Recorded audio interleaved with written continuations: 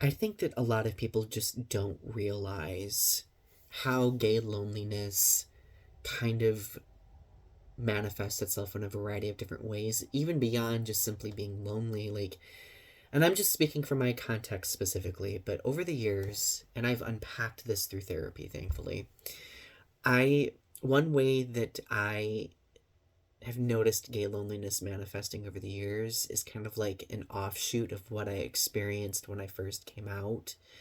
So I did experience some trauma at the beginning of coming out. I'll link that in a different video.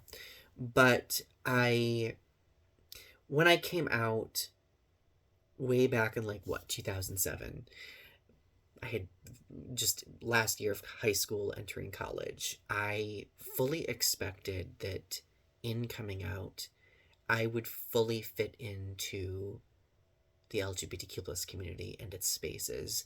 I felt that like I would fit in with gay men. Like I was going off to college, I was excited to make connections, to have new experiences, and to find love interests. And very often, like, I was minimized and erased and overlooked and made to feel just irrelevant because at that time either I was too skinny or I was too fat or I didn't fit the aesthetics. I was too short.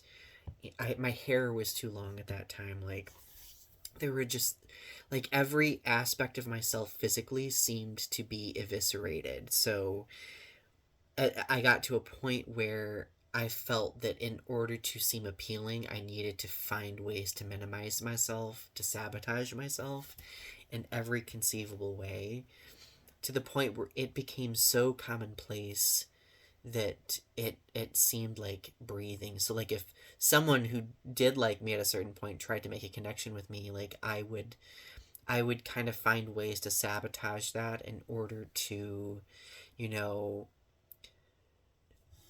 reiterate and make concrete what I had already felt about myself because of my horrible experience trying to integrate into the community.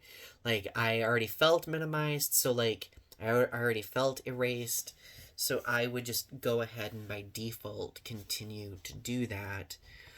And it became incredibly self-destructive for a long time until I got therapy, and that helped me a lot.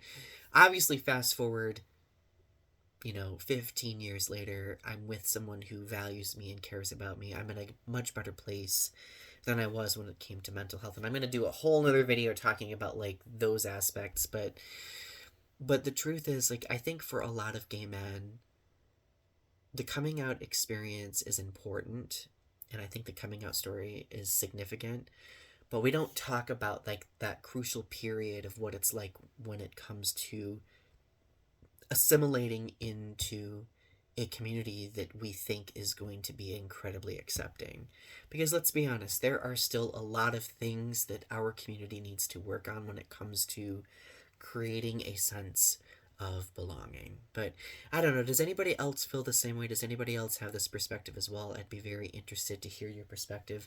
Subscribe to my channel if you haven't yet. Of course, thank you for all the support, and I really appreciate the interest in this topic because I think that it's been the unspoken thing that a lot of LGBTQ plus people in general have experienced, but I also think something that a lot of gay men specifically just don't often talk about.